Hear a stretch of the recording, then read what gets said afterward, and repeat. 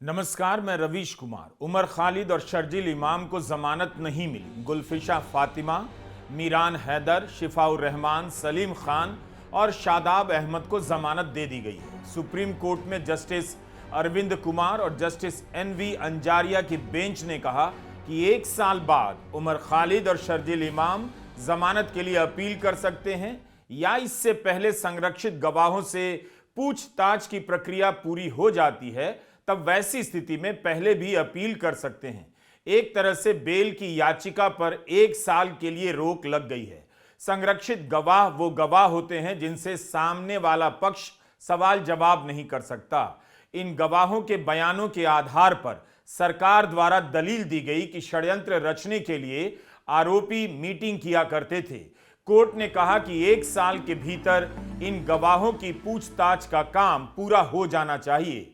Court ने उम्मीद जताई है, लेकिन इस केस में 5 साल से ट्रायल भी शुरू नहीं हुआ।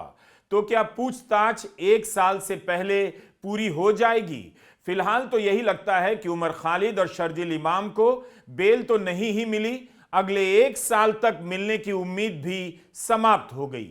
ये उमर खालिद के पिता हैं, सैयद कासिम रसूल इलियास। फैसले से पहले बहुत उत्साह में कोर्ट जाते दिख रहे हैं। तब इनसे पत्रकारों ने पूछा कोई उम्मीद है, तो जवाब में कहा बेहतर फैसला आएगा। We have positive expectation. नहीं, बेहतर फैसला आएगा। मगर फैसला आया नहीं। उमर खालिद की जमानत खारिज हो गई। फैसले के बाद उसे पिता का हौसला टूटा लगा। कहते रहे बहुत अनफॉर्चुनेट है। उस हिस्से का वीडियो हमारे पास नहीं है। उमर खालिद को जमानत नहीं मिली। उमर खालिद की साथी बनो ज्योत्सना ने फैसले के बाद उमर के साथ अपनी बातचीत को ट्वीट किया है। उमर ने कहा, मैं बाकियों के लिए वाकई बहुत खुश हूं जिन्हें बेल मिली है, बहुत राहत मिली है। बनो ज्योत्सना ने कहा कि मैं कल मुलाकात में मिलने आऊंगी। तब उमर ने कहा, गुड गुड, आ जाना, अब यही जिंदगी है। अदालत ने कहा कि शर्जील और उमर को जितनी देर जेल में रखा गया है वह संवैधानिक सीमा को क्रॉस नहीं करता। एक ही केस में 5 लोगों को 5 साल बाद जमानत मिली है और उमर खालिद और शर्जील इमाम को उसी केस में नहीं दी गई। लंबे समय तक कानून के जानकार इस फैसले का विश्लेषण करते रहेंगे कि आखिर 5 को जमानत मिली और 2 को क्यों नहीं। गुलफिशा, शिफाउर रहमान, मीरान हैदर, सलीम खान और शादाब खान भी तकरीबन उसी समय से गिरफ्तार हैं जिस समय से उमर और शर्जील इमाम जेल में है। सुप्रीम कोर्ट ने कहा कि हम सभी आरोपियों को एक समान नहीं देख सकते हैं, सबके केस अलग अलग देखे जाएंगे। तब फिर यह सवाल कहां और किसके सामने पूछा जाए कि जिन 5 को आज जमानत मिली है उन्हें पहले ही क्यों नहीं मिल गई।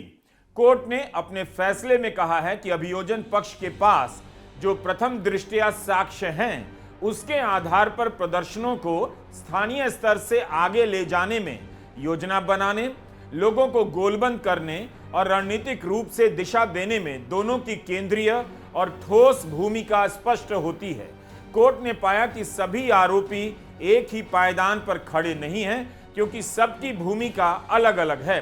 सबको एक समान देखना मुकदमा शुरू होने से पहले ही हिरासत में रखने का खतरा पैदा करता है। उमर खालिद और शर्जील इमाम बाकी आरोपियों से अलग पायदान पर नजर आते हैं। यह कोर्ट के फैसले और टिप्पणियों का शब्दशः अनुवाद नहीं है। हिंदी में समझकर अपने तरीके से लिखना पड़ता है। कानूनी अंग्रेजी के कारण भावार्थ का भी सहारा लेना पड़ता है, आगे भी लेंगे।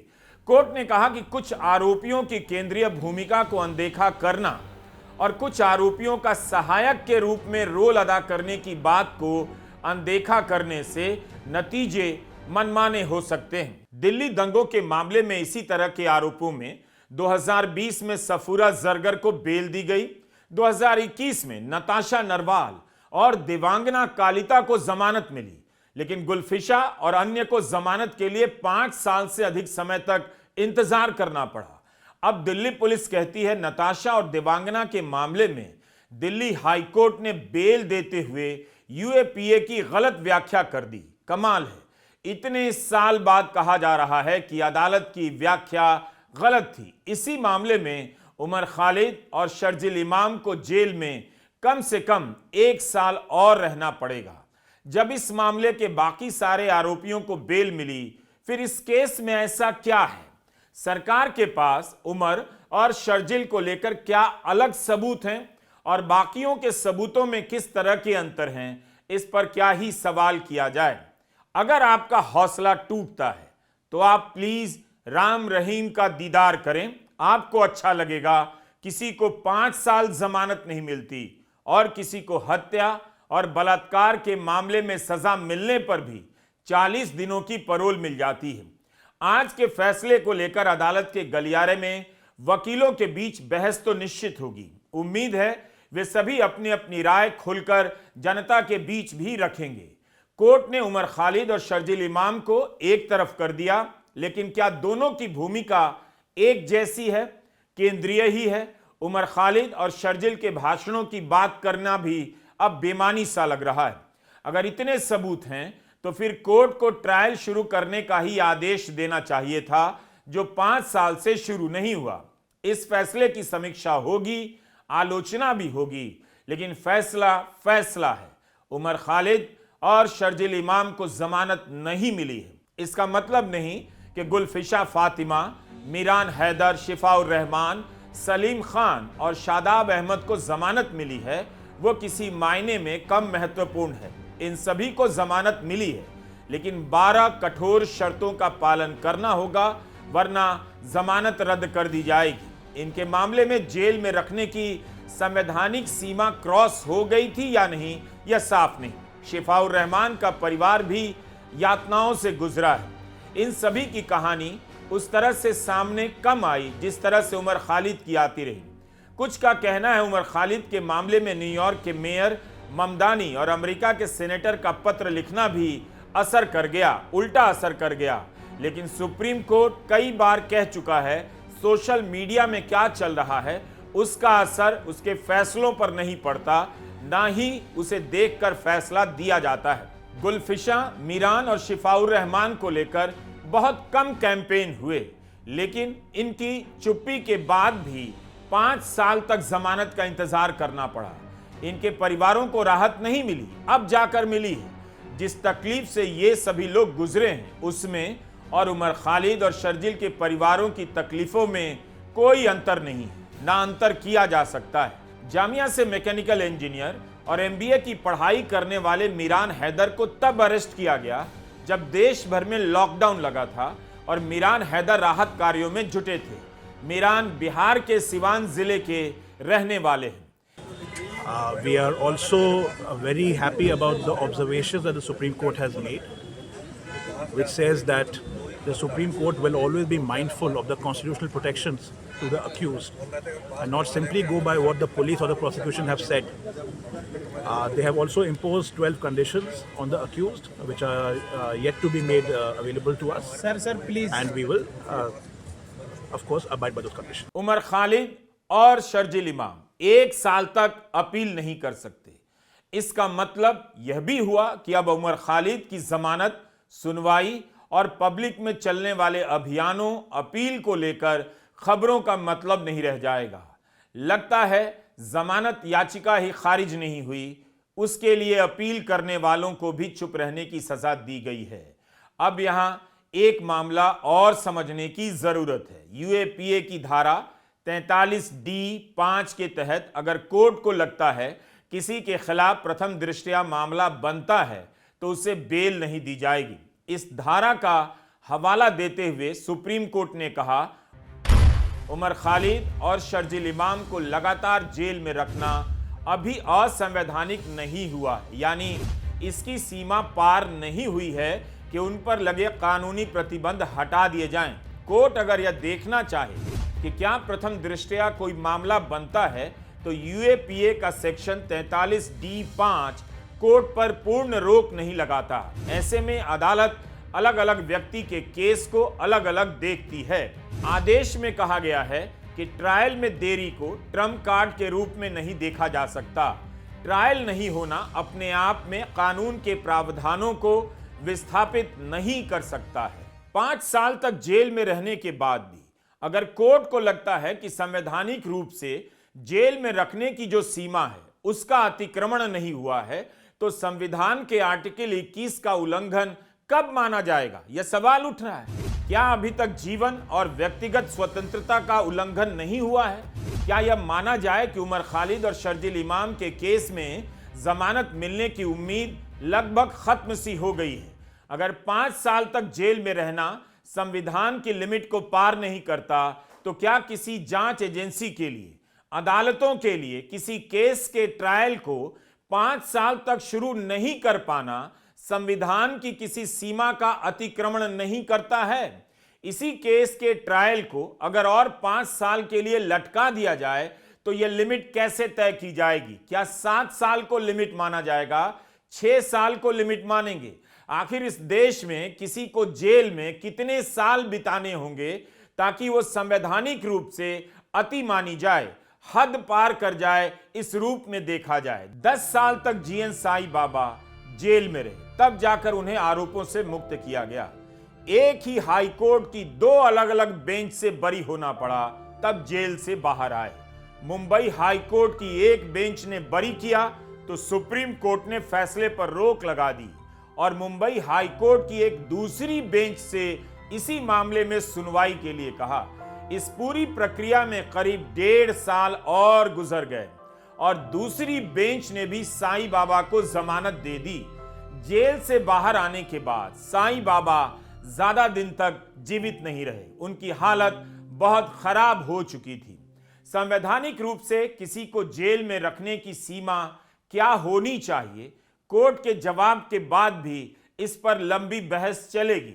अभी हाल ही में 2006 के मुंबई बम धमाकों के आरोपों में 20 साल से जेल में बंद 12 लोगों को जमानत मिली। कोर्ट ने कहा कोई सबूत नहीं, बेकसूर भी पाए गए, लेकिन बेकसूर वाले फैसले पर रोक लगा दी गई है। कम से कम अब अदालतों को यह नहीं कहना चाहिए कि बेल नियम है और जेल अपवाद है। यह फैसला आने वाले मुकदमों में नजीर बन सकता है, और उमर खालिद ही नहीं, न जाने किस किस मामले में किसी का जेल में रहना अंतहीन हो सकता है। जमानत के इस फैसले को उमर खालिद और शर्जील इमाम तक सीमित नहीं करना चाहिए।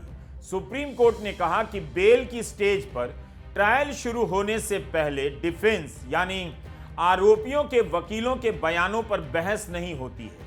आरोपों की जांच तो ट्रायल शुरू होने पर की जाएगी। इसी स्टेज पर आरोपियों के वकीलों की दलीलों को बेल तक ही सीमित रखा जाता है। अदालत को यह देखना होगा कि क्या अभियोजन पक्ष के केस में प्रथम दृष्टया कोई मामला बनता है या नहीं।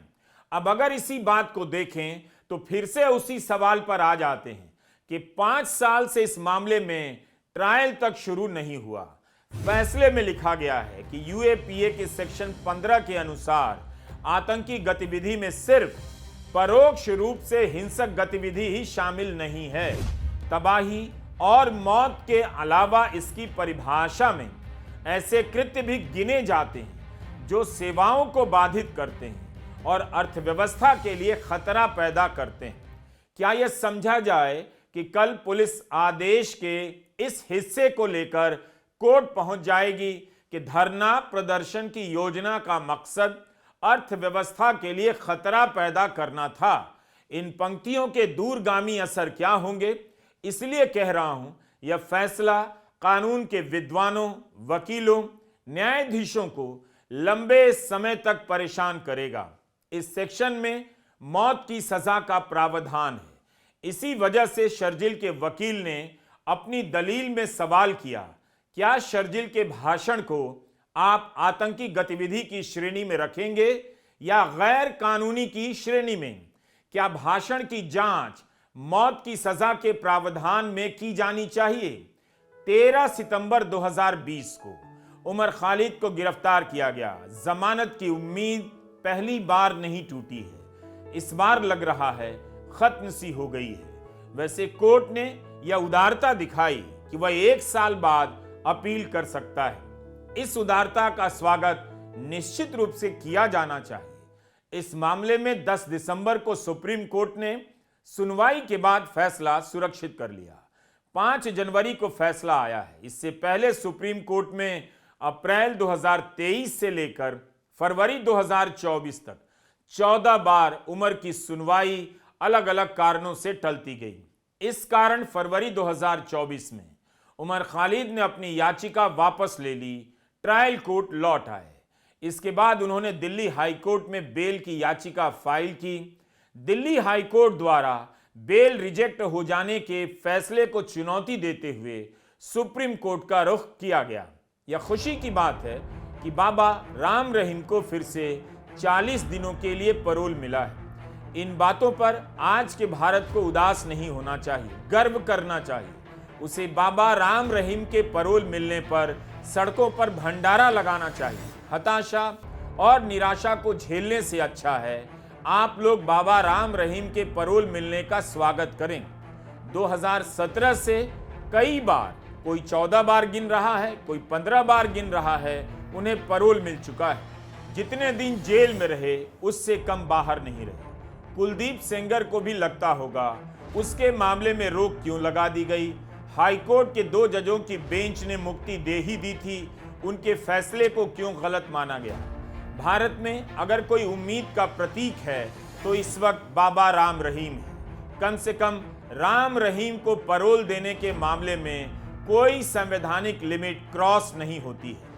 वैसे हर फैसला अलग होता है, उसके तथ्य अलग होते हैं, स्थितियां अलग होती हैं और हर फैसले की दलीलें अलग होती हैं। लेकिन कई बार लगता है कि ऐसा नहीं होता। ईडी के केस में अक्सर देखा गया कि फर्जी आरोप लगाए गए, जब तक सबूतों पर फैसला होता तब तक किसी के जेल में 5 महीने गुजर गए, किसी के 8 महीने। जमानत से बाहर आने पर उन मामलों की खबरें भी छपनी बंद हो जाती हैं। गनीमत है कि उन सभी विपक्षी नेताओं को उमर खालिद की तरह जेल में 5 साल नहीं बिताने पड़े। क्या इस वक्त सोनम वांगचुक को याद करने का कोई मतलब है कि वे कब से जेल में हैं, कब तक रहेंगे? अचानक सेना के लिए बंकर बनाने वाला व्यक्ति देश की सुरक्षा के लिए खतरा हो गया है और पिछले 100 दिनों से जेल में है। सोनम वांगचुक के परिवार को वाकई अब वकीलों से कम राम रहीम से ज्यादा मिलना चाहिए। नमस्कार, मैं रवीश कुमार।